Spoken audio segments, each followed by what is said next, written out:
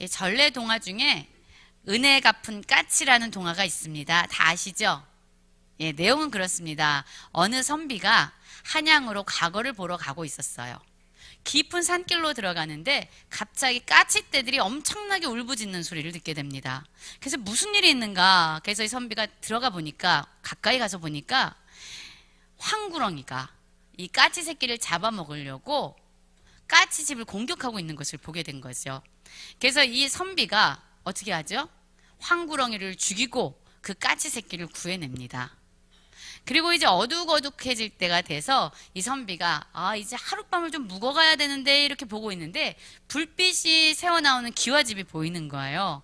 그래서 거기 가서 하룻밤을 묵겠습니다 라고 말을 하려고 했더니 아주 예쁜 처자가 나와서 그 선비를 맞이하죠. 그러더니 진수성찬을 차려서 그 선비에게 밥을 줍니다. 이 선비가 맛있게 먹고 이제 잠자리에 들어야겠다라고 누웠는데 그 예쁜 처자가 갑자기 나타나서 먹구렁이가 되는 거예요. 그러면서 네가 내 남편을 죽였지! 그러면서 복수를 하려고 하죠. 그때 어떤 일이 일어납니까? 까치떼들이 갑자기 날아와가지고 거기에 있었던 종을 막 까치의 그 입으로 막 쪼아대는 거예요. 종소리가 막 딩딩딩딩딩 울리니까 갑자기 구렁이가 사라지고 어떻게 되죠? 이 선비는 목숨을 구하고 과거 시험을 보러 잘 가게 되죠. 여러분, 이것이 은혜 입은 까치의 내용이에요. 다 아시죠? 네. 이러한 책을 읽고 있다 보면요, 그렇게 은혜를 받았으면 은혜를 갚는 것이 마땅하지, 자연스럽지라는 생각을 하게 돼요. 그런데 요즘 세상은 어떻습니까, 여러분? 요즘 세상은 배은망덕의 세대가 되었습니다. 배은망덕해 무슨 뜻입니까? 은혜를 배신하고 베풀어진 덕을 잊어버리는 세상이 되었어요. 그뿐만 아니죠. 오히려 은혜를 원수로 갚는 시대가 되기도 합니다. 그래서 이런 속담도 있죠. 물에 있는 사람 건져주었더니 제 보집 내놓으라고 한다, 이런 말이 있죠. 어느 나그네가 강물에 빠졌어요. 막 허우적거립니다. 그리고 그때 마침 지나가는 그 선비가 그 사람을 건져줬어요. 생명을 걸어서, 목숨을 걸어서 건져줬어요. 어떤 일이 일어납니까? 이 나그네가 정신을 차리자마자 고맙다는 말을 하지 않고 뭐라고 얘기하죠? 내 보따리를 내놓으라고 막 멱살을 잡고 그 사람에게 분노를 하죠. 여러분, 바로 이러한 세대, 은혜를 잊어버리고 도움이 할 때는 그 도움을 구했다가 이제 자기가 필요한 걸 다 채우고 나면 은혜도 잊어버리고 오히려 은혜를 원수로 갚는 시대가 지금의 시대가 아닌가라는 생각을 하게 됩니다. 여러분, 그럼 지금 우리의 모습은 어떻습니까? 많은 도움과 많은 은혜를 받고 살아가고 계세요? 많이 받고 사시죠? 뭐 받은 은혜가 한두 개입니까? 한번 숨 쉬어보세요. 우린 지금 공기를 마시는 것도 하나님이 주신 은혜예요. 우리가 눈을 열어서요, 볼 수 있는 것도 은혜입니다. 우리가 걸어갈 수 있는 것, 그것도 은혜예요. 우리가 잠자리에 누워서 잠을 잘 수 있는 것도 은혜예요.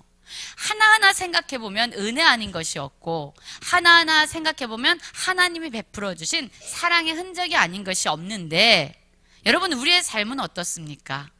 그 은혜에 깊이 보답하는 그러한 삶을 살아가고 있습니까? 5월은 가정의 달이죠. 뭐를 기억하라고 얘기하죠? 부모님의 은혜를 기억해라. 스승의 은혜를 기억해라. 자녀들, 어린아이들이 우리의 품에 있는 그 기쁨을 기억하라고 우리에겐 끊임없이 받은 은혜를 기억하라고 하지만 실상 우리의 삶은 너무나도 쉽게 은혜를 잊어버리고 살아가고 있습니다. 여러분, 오늘 본문의 말씀은 예수님께서 예루살렘으로 가실 때에 사마리아와 갈릴리 사이를 지나가시다가 한 마을에 들어가시는, 그 들어가서 일어나는 일들의 내용이 기록되어 있습니다. 예수님이 한 마을에 들어가셨을 때에 그 마을의 이름이 정확히 어딘지는 모르겠어요. 그런데 나병 환자 10명을 만나게 되죠. 나병 환자 10명이 예수님을 만나서 가까이 가지도 못하고 멀리 서서 이렇게 얘기하는 거예요.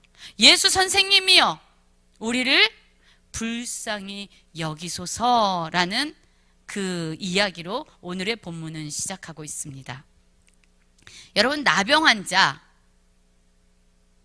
오늘날도 이 나병이라는 병은 쉽지 않은 병이지요.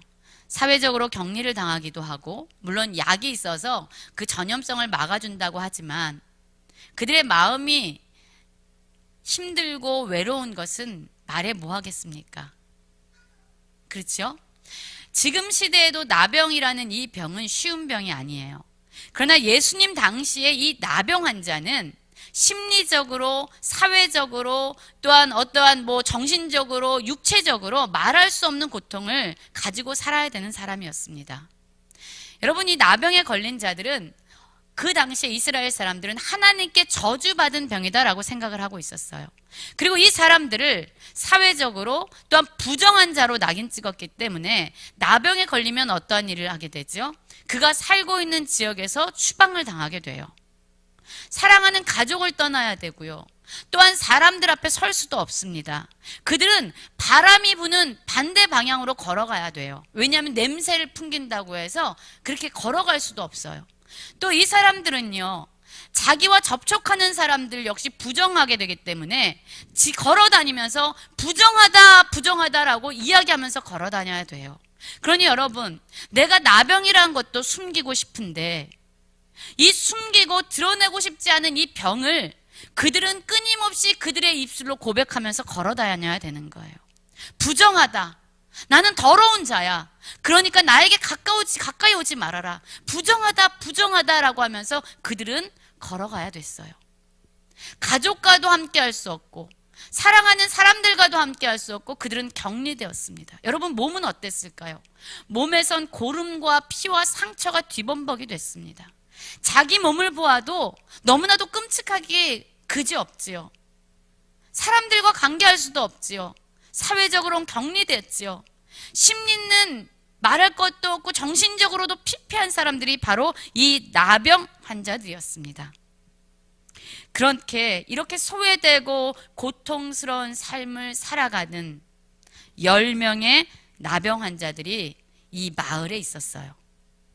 근데 10명 작은 숫자가 아니잖아요. 사실 예수님이 나병 환자를 만날 때 1명 이렇게는 만났지만 이렇게 10명 무더기로 만나는 사건이 기록되어 있는 경우는 별로 없습니다. 예수님이 마을에 들어갔을 때 10명의 나병 환자가 예수님을 만났다는 것은 이곳이 원래 나병 환자가 격리되어서 사는 마을인지는 모르겠어요. 아니면 곳곳에 있었던 나병 환자들이 예수님은 병자들을 고친대더라. 그 병자 중에는 나병 환자도 있대더라 라는 이야기를 듣고 예수님을 만나기 위해서 나왔던 사람인지는 모르겠습니다.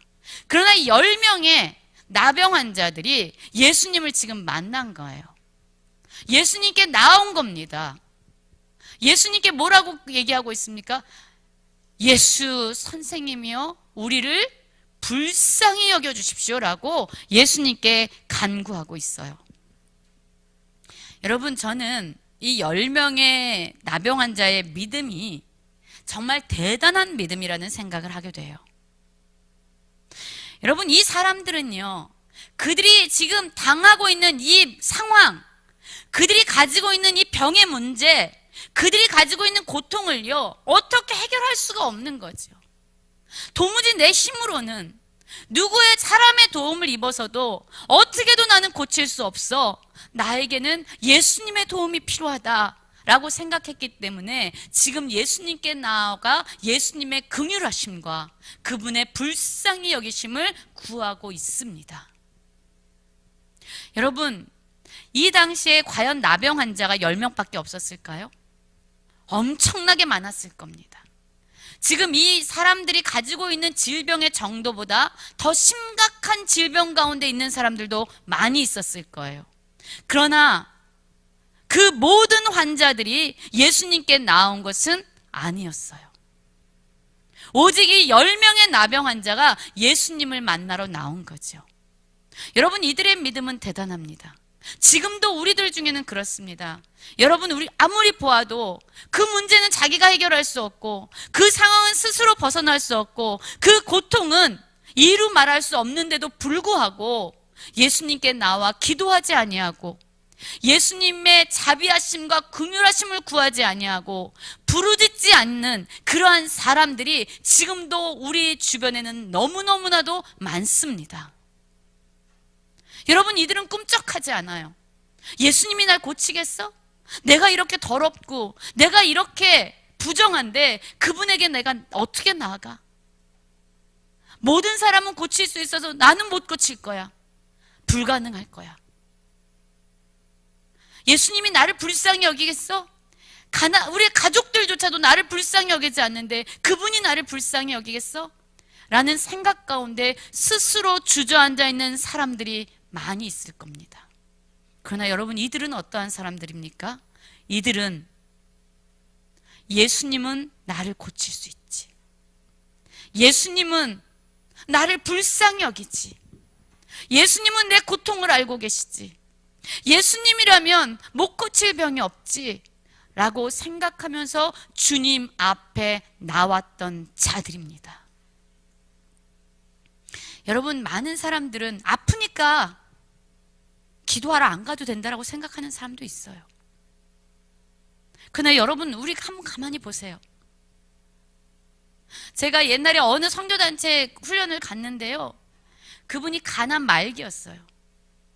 인간적으로 생각하면 그 100명의 많은 훈련생들이 모인 가운데 그분은 유독 눈에 띄었습니다.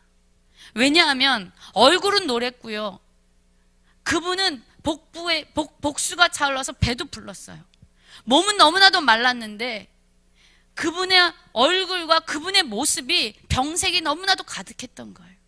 그런데 그분이, 우리 누구나 다 생각할 수 있죠. 저렇게 아픈 정도면 이 훈련 안 와도 되지. 저렇게 힘든 정도면 그냥 집에 누워 계시는 게 낫지 라고 생각하는 것이 우리들의 생각일 수 있어요. 그런데 그분이 어떠했는지 압니까, 여러분? 그 3시간도 넘는 그 선교의 훈련 자리에 나와서 손을 들고 주님을 찬양하고 있는 거예요. 여러분, 그 많은 사람들이 그곳에 모였지만 저는 그렇게 생각해요. 하나님이 그 목사님의 예배와 그분의 찬양과 기도를 가장 기쁘게 받으셨을 거라고 생각합니다. 왜요? 할 수 없는 지경에서, 드릴 수 없는 기도 가운데서 그럴 여력조차 없는 그가 나와서 주님 앞에서 가장 아름다운 모습으로 기도하고 그분께 찬양하고 그분을 예배하고 있으니 여러분, 그거보다 더 값진 예배의 모습이 어디 있겠습니까? 여러분, 우리도 그래요. 우리도 때로는 기도의 자리를 멈추고 싶을 때가 있습니다. 여러 상황과 여러 환경과 내 육신의 연약함 때문에 주저앉고 싶을 때가 있습니다. 그러나 물론 멈출 수도 있죠. 그러나 우리는 그때마다 주님의 음성을 들어야 돼요. 이 연약함 가운데서 나아가는 우리의 예배가, 이 연약한 가운데서 부르짖는 나의 기도가, 이 연약한 가운데서 들려지는 나의 찬양이 어쩌면 하나님 앞에 그분의 가슴에 울림이 되고 그분의 마음에 감격이 되어지는 그런 예배와 찬양과 기도로 남을 수 있다는 것을 우리는 기억해야 합니다, 여러분. 지금 이 나병 환자들은요, 사실 다른 사람이 볼 때도요, 참으로 더럽고 참으로 부정한 사람들이에요. 그런데 이들은 그들의 발걸음을 옮겨서 예수님께 나와 그분의 긍휼을 구하고 있습니다. 우리도 이러한 믿음을 갖기를 원합니다. 여러분, 문제가 있으십니까? 고통이 있으십니까? 어려움이 있으십니까? 생각대로 되어지지 않는 그런 묶임 가운데 계십니까? 여러분, 나를 불쌍히 여겨달라는 이 10명의 나병 환자와 같은 기도와 그 부르짖음의 자리로 우리가 나아가는 그러한 믿음의 사람들이 되기를 간절히 원합니다. 여러분, 그뿐만 아닙니다. 이 10명은 어떠한 믿음을 가지고 있냐면요, 이 10명의 사람들은 오늘 말씀을 보면서 참 대단한 사람들이라는 생각이 들어요. 예수님이 이 사람들이 예수님께 나오는 것을 보고 우리를 불쌍히 여겨주십시오 라고 간구하는 이들의 소리를 듣고 예수님이 그들을 보십니다. 몸은 고름과 상처와 피투성이로 그렇게 범벅이 되어 있는 제가 태국에 갔을 때 이 나병 환자촌에 갔거든요. 여러분, 사실 그들을 마주하는 건 쉬운 일이 아니에요. 그들의 몸에서는요, 견딜 수 없는 악취가 풍겨요. 눈이며 코며, 코는 거의 보이지가 않아요. 다 뭉그러졌습니다. 피와 고름과 상처들이요, 어떻게 가까이 가기에는 너무나도 두려운 마음을 갖게 하는 사람들이 이런 나병 환자들이었어요.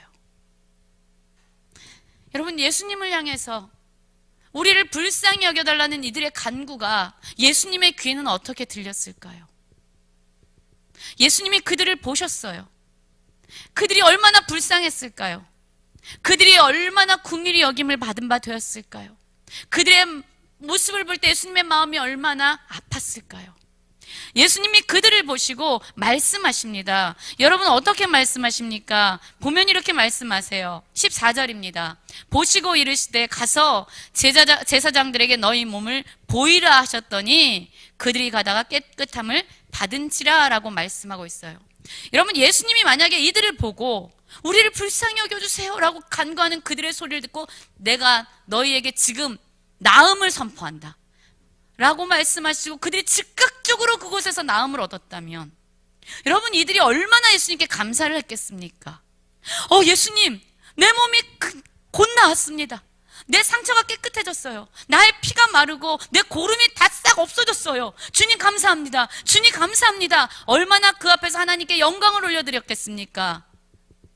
여러분, 그런데 예수님께서 즉시적으로 그들을 치료하지 않으시고 가서 제사장들에게 너희 몸을 보이라 이렇게 말씀하셨습니다.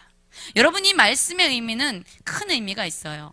당시에 나병을 진단하는 것도 나병이 다 나았다라고 확신하고 그들을 공동체에 들여보내는 그 역할을 다 제사장들이 하고 있었던 거예요. 레위기 14장에 보면 그렇게 나옵니다. 나병을 진단하는 것도 완치 판정을 내리는 것도 다 제사장들의 몫이었어요. 그러니까 예수님이 이들에게, 제사장들에게 가라라고 말한 것은 몸은 그대로인데, 몸은 여전히 나병이 걸려 있는데, 하나도 나은 흔적이 없는데, 여전히 내 몸에서 냄새가 나고 여전히 나는 힘든데, 예수님은 이렇게 말하는 거예요. 다 나았다.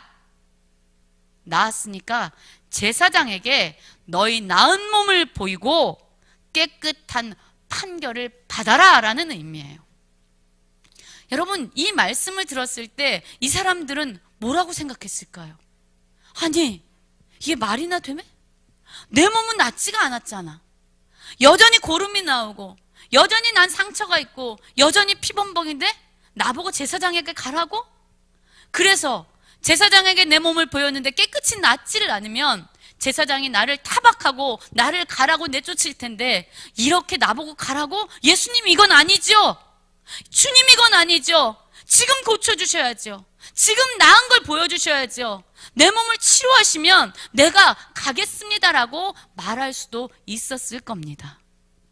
그런데 여러분, 이 10명의 나병 환자들은 지금 무엇이라고 얘기하고 있습니까? 어떤 모습을 하고 있습니까? 낫지 않았어요. 그런데 이들은 그래, 예수님 말씀하시면 반드시 이루어지는 거지. 지금 내 몸은 여전히 나병으로 병들어 있지만 이미 난 나은 거야. 주님 말씀하시면 그 말씀이 반드시 이루어져서 나는 치유된 거야 라는 그 믿음으로 지금 이들은 가고 있는 겁니다. 여러분, 우리에게 이런 믿음이 있습니까? 상황은 변화되지 않아요. 문제는 여전해요. 여전히 어두운 상황 가운데 우리는 헤매다니고 있습니다. 고통도 멈춰지지 않았어요. 그런데 여러분, 우리에게 그런 믿음이 있습니까? 내 눈에 보여지는 상황은 여전하지만 주님 말씀하시면 반드시 이루어지는 것을 내가 믿습니다. 주님 말씀하시면 그 말씀이 실제입니다라는 그 믿음이 우리에게 있습니까? 여러분, 이 10명의 나병 환자는 그 믿음을 가지고 지금 제사장에게 가고 있었습니다. 믿음으로 순종할 때에 보여지는 상황을 넘어서서 보이지 않지만 여전히 살아 역사하신 하나님을 신뢰하고 우리가 순종하면 나아갈 때, 여러분, 우리는 보게 되는 거예요. 우리는 누리게 되는 거예요. 그 하나님의 말씀이 진짜라는 것을, 그 하나님의 말씀이 실제라는 것을 우리는 삶에서 누리고 경험하게 됨을 오늘 말씀은 우리에게 증거하고 있습니다. 그들이 가다가 보게 된 거죠.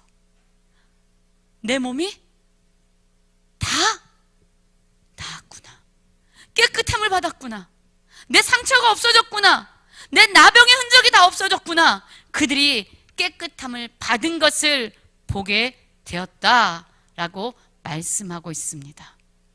여러분, 우리가 어려움이 있을 때 주님 앞에 나오는 믿음을 갖기를 원합니다.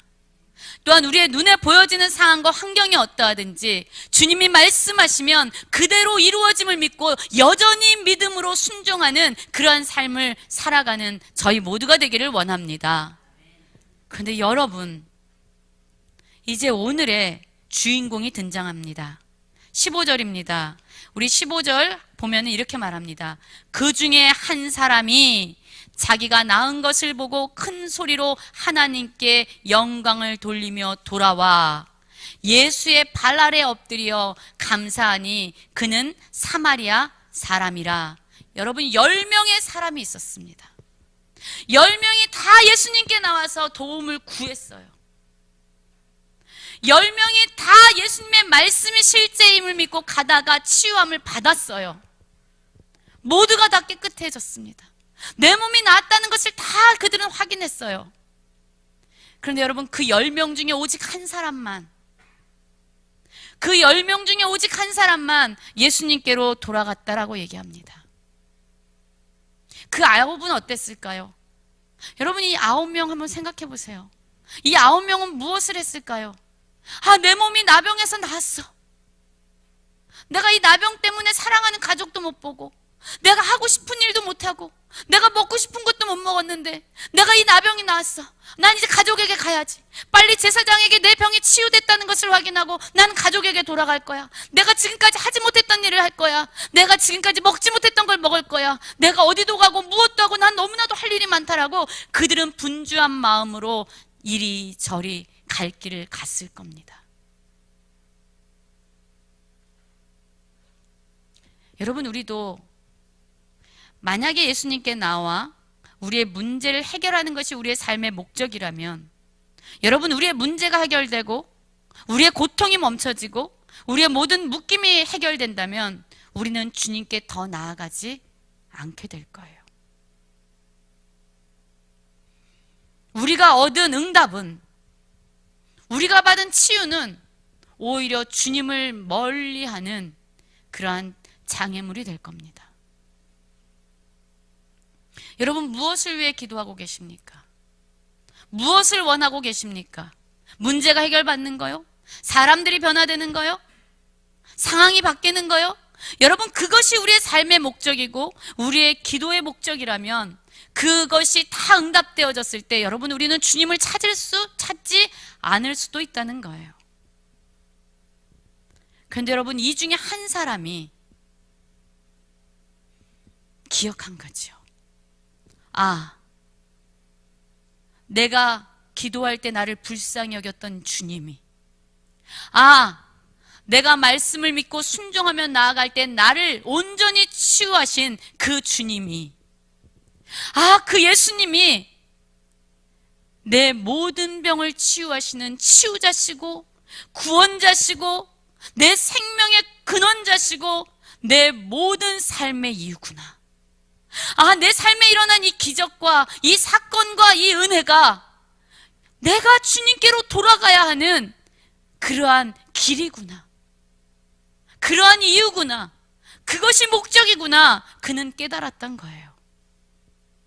그래서 그는 주님께로 다시금 돌아갑니다. 여러분, 이 길은 누구에게나 쉬운 길이 아니에요. 주님께 응답받고 해야 될 일이 너무 많은 사람들에게 이 길은 너무 힘들고 먼 길입니다. 여러분, 우리도 많은 문제와 많은 어려움을 가지고 살아갑니다. 경제적인 어려움, 자녀의 문제, 육신의 질병, 관계의 문제, 우리는 그렇게 많은 문제 가운데 살아가요. 여러분, 그것을 위해서 우리는 기도하지요. 어떤 사람들에게 주님은 즉각적으로 응답해 주시기도 하지만 어떤 사람들에게는 많은 시간을 필요로 하면서 주님이 그때를 기다리게 하시기도 합니다. 근데 여러분, 우리의 기도가 응답되고 우리가 바라는 것을 얻게 될 때에 우리는 어떠한 삶을 살아가기 원하십니까? 경제적으로 나아지면 무엇을 하시겠습니까? 내 자녀의 문제가 해결되면 그 다음에 여러분은 무엇을 하시겠습니까? 내 육신의 질병이 다 나음을 얻으면 여러분, 그것으로 여러분은 무엇을 하시겠습니까? 내가 지금까지 해보지 못한 것들, 내가 지금까지 간절히 원했던 그 일들을 하기 위해서 어쩌면 우리는 또 다른 분주한 삶을 살아갈지도 모르겠습니다. 여러분, 오늘 이 한 사람은 자기를 치유해 주신 예수 그리스도를 기억하고 하나님께 영광을 돌리며 예수님께 나아가 감사를 드리고 있습니다. 우리 16절입니다. 우리 16절 보면 이렇게 말씀하시죠. 예수의 발 아래 엎드려 감사하니 라고 말씀하고 있어요. 그러자 예수님이 그에게 그 나머지 사람들을 찾고 있습니다. 17절 보면 이렇게 말씀합니다. 예수께서 대답하여 이르시되 10사람이 다 깨끗함을 받지 아니하였느냐? 그 9은 어디 있느냐? 이 이방인 외에는 하나님께 영광을 돌리러 돌아온 자가 없느냐라고 묻고 계십니다. 문제가 해결되고 고통이 사라지자 그 9명의 사람들은 다 제 갈 길로 가버렸어요. 다 자기가 하고 싶은 일들을 하기 위해서 다 주님을 더 멀리 떠났습니다. 그런데 이 오직 한 사람이 주님께 돌아와 감사하며 하나님을 영화롭게 했다라고 말씀하고 있습니다. 여러분, 예수님이 10명의 나병 환자를 치료하신 이유가 무엇일까요? 불쌍했기 때문이죠. 예수님이 그들을 긍휼히 여기셨기 때문입니다.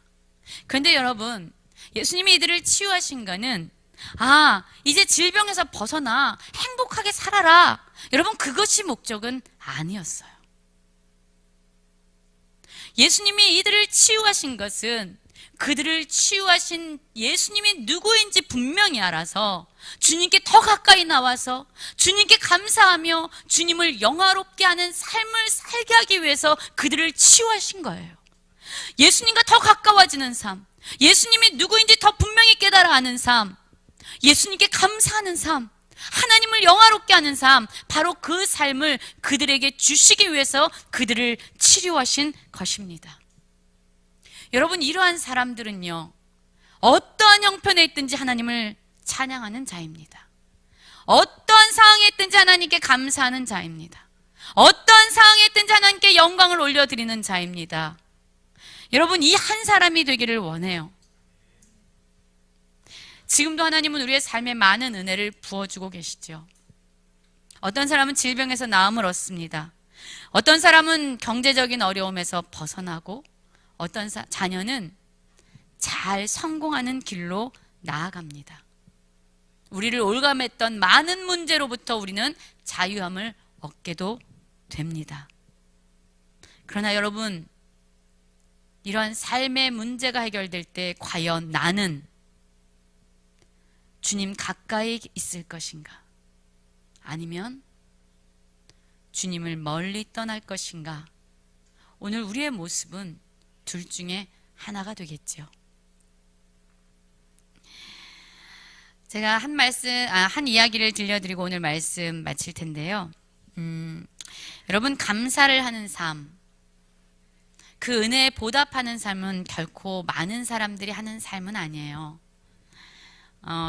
1985년도에 11월 14일에 참치어업을 하다가 1년 동안 참치어업을 하다가 이제 부산항으로 돌아오는 광영 87호 선장 전재용이라는 분이 있었어요. 이분이 1년 동안의 참치어업을 마치고 부산항으로 돌아오고 있었습니다. 그런데 남중국해 그 지역을 지나갈 때에 보트 피플이라고 하는데요. 당시에 베트남이 전쟁이 있었잖아요. 그래서 이 남베트남이 북베트남한테 지고 나서 베트남이 공산화가 됩니다. 그래서 이 공산화가 되는 베트남이 싫어서 많은 베트남 시민들이 그냥 보트를 타고 바다로 뛰어들어요. 그들을 보트 피플이라고 하는데 그 많은 사람들이 그냥 바다에서 방황하다 죽기도 하고 또한 인근 나라로 들어가려고 했지만 많은 나라에서 이 사람들이 너무 많아지니까 우리나라엔 들어올 수 없어 라고 입국을 거부하던가 그들을 강제 소환하면서 많은 국제적인 문제로 야기됐습니다. 그런데 이 전재용 선장이 광명 87호를 타고 부산항으로 가고 있었을 때에 가만히 보니까 저기서 SOS를 치면서 우리를 살려달라고 난파선에 탄 사람들이 막 손을 흔들고 있는 거예요. 그래서 이 전재용 선장이 그 모습을 보다가 본사에 연락을 취합니다. 이런 사람들이 도움을 요청하고 있습니다. 그리고 본사로 보내니까 본사에서 관여하지 말고 그냥 두라. 그리고 그냥 와라. 라고 이야기를 하죠. 그 전재용 선장이 마음에 깨림직하지만 저 많은 사람들이 죽어갈 것을 생각하면서 마음에 양심이 걸리지만 다시 한국 부산항으로 돌아오려다가 아니다. 내가 그들을 그냥 버릴 수는 없다. 그래서 뱃머리를 돌려서 그들을 향해서 가서 난파선에서 침몰할 위기에 있었던 96명의 사람들을 건져서 구해내게 돼요. 이 사람들을 데리고 오면서 이 전재용 선장은 선원들의 침실을 여자와 아이들에게 내어주기도 하고 그리고 선장실을 환자들과 노인들에게 양보하면서 그들에게 먹을 것을 나눠주고 물을 나눠주고 그들을 적극적으로 돌보는 일에 헌신을 하게 돼요. 그리고 본사에다가 다시 연락을 취합니다. 내가 이 사람들을 구조해서 부산항으로 가고 있습니다. 라고 얘기를 하자 본사에서 다시 연락이 온 거예요. 그들을 무인도에 버리든가 인근 섬에 그냥 내버려두고 돌아와라. 선장이 그럴 수 없다라고 얘기하니까 그러면 뗏목을 만들어서 그들을 태워가지고 그냥 그들을 보내고 한국에는 데리고 오지 말아라 라고 얘기를 하는 거예요. 그래서 선장이 많이 고민을 하다가 그 강목과 뭐 이런 물통들을 가지고 뗏목을 만들려고 해요. 그래서 망치질을 하면서 뗏목을 만들다가 내가 지금 이게 뭐 하는 짓인가? 저 사람들을 그냥 죽일 수는 없지. 그래서 뗏목 만드는 걸 포기하고 그 96명의 사람들을 데리고 마침내 부산항에 함께 데리고 오게 돼요. 그러면서 이때 이 베트남 사람들의 리더였던 이 피터 누엔이라는 사람과 많은 이야기를 하게 됩니다. 그리고 한국에 들어왔어요. 여러분, 이 선장에게 벌어지는 일이 무엇일까요? 사람들이 막 환호했을까요? 96명의 사람들을 구해준 영웅입니다라고 얘기했을까요? 아니에요. 이 사람은 내리자마자 선장으로서의 모든 직업을 잃어버리게 되고 공산국가 사람들을 한국에 데려왔다는 명목으로 보안 당국에 잡혀가서 취조를 받게 돼요. 직업도 잃어버렸어요. 취조도 당했어요. 많은 모욕을 당했습니다. 그리고 미래도 경력도 하나도 없어요. 2년 내내 자기가 선장으로서 일을 할 일을 찾아보았지만 어느 회사에서도 이 선장을 받아들여주지 않아요. 그래서 그저 자기 고향 통영에 와서 멍게를 양식하는 그러한 일을 하면서 초라하게 지내고 있었어요. 그리고 이때 이 선장이 데리고 왔던 96명의 사람들, 그 중에 임산부가 한 명 있었는데요. 그래서 97명이 됐습니다. 1년 6개월 동안에 한국에서 임시 처소에서 있다가 마침내 그들이 유럽과 미국으로 뿔뿔이 흩어지면서 각 나라에 가서 안정적인 직업을 찾게 됐죠. 여러분, 이때 이 베트남의 리더였던 피터 누엔도 미국으로 돌아가서 간호사가 되고 아주 안정적인 직업과 안정적인 가정을 생활을 하게 돼요. 베트남의 가족들도 다 데리고 왔어요. 그런데 이 피터 누엔의 마음에는요, 계속 전재용 선장이 생각나는 거예요. 내가 전재용 선장의 은혜가 아니었으면 내가 지금 누리는 것 하나도 누릴 수 없었을 텐데, 전재용 선장이 아니었으면 내가 지금 가지고 있는 이 생명도 지금 다 죽은 목숨인데, 그러면서 이 17년 동안요, 전재용 선장을 수소문하면서 그 사람을 찾게 됩니다. 그리고 마침내 그 전재용 선장과 연락이 돼서 2년 동안 편지를 주고받는 거예요. 그리고 이 피터 누에는 이 전재용 선장에게 편지를 써요. 전재용 선장님, 미국에 한번 와주십시오. 선장님이 구해주었던 많은 사람들이 선장님을 기다리고 있습니다. 그러니까 제발 미국에 오셔서 한번 우리를 만나주십시오. 우리가 다 선장님 만날 것을 고대하고 있습니다. 라고 편지를 써요. 그리고 그들이 헤어진 지 19년 만에 전재용 선장은 미국에 가서 피터 누엔을 만나게 되고, 그 행사가 아주 대대적으로 벌어지게 돼요. 여러분, 이 피터 누엔, 이 한 사람, 전재용 선장의 은혜를 입었던 이 피터 누엔이 이 전재용 선장의 은혜를 기억하고 감사한 이 사건은요, 전 세계적으로 알려질 뿐만 아니라 베트남에도 소식이 전해져서, 사실 베트남은 우리 한국 사람들에 대해서 미운 마음이 많았거든요. 민간인을 학살했다는 그 마음이 응어리가 많았는데, 이 전재용 선장의 이야기를 듣고 그들이 모든 응어리를 푸는 계기가 되기도 합니다. 그런데 이때 미국에서 전재용 이 선장이 며칠을 머물다가 마지막 머물고 한국으로 돌아가는 그날, 피터 누엔이 이런 이야기를 하는 거예요. 선장님, 제가 선장님께 사실 고백할 게 하나가 있습니다. 그러면서 이런 얘기를 합니다. 선장님, 사실 선장님과 연락이 닿아서 제가 이곳에 있는 안정된, 그때 선장님이 구출해준 10명의 사람들과 연락이 됐어요. 그래서 저는 그들에게 선장님이 오시니 함께 와서 이 일을 기뻐하자라고 연락을 취했습니다. 그런데 그 10사람 모두 다 바쁘다고 아무도 관심을 가져주지 않았어요. 선장님, 죄송해요. 선장님이 우리의 생명을 살려줬지만 선장님의 은혜를 기억하고 보답하는 사람은 그렇게 많지가 않았습니다. 라는 고백을 하게 됩니다. 그때 이 선장이 이런 말을 해요. 많은 사람들이 기억해주지 않아도 됩니다. 당신 하나가 기억해주면 그것으로 충분합니다. 라고 이야기합니다. 여러분, 예수 그리스도께서 우리를 위해서 생명을 내어주셨습니다. 우리는 말할 수 없는 은혜를 받은 자들이에요. 우리의 상황이 어떠하든, 우리의 형편이 어떠하든 우리를 불쌍히 여기시는 주님의 은혜를 받은 자들입니다. 여러분, 우리가 하나님을 알고 그분을 영화롭게 하고 그분께 감사하기 원합니다. 로마서 1장에 보면 이런 말씀이 있습니다. 하나님을 알되 하나님을 영화롭게도 아니하고 감사하지도 아니한다라고 하는 말씀이 기록되어 있어요. 여러분, 하나님께 감사하는 것이 그분을 영화롭게 하는 것입니다.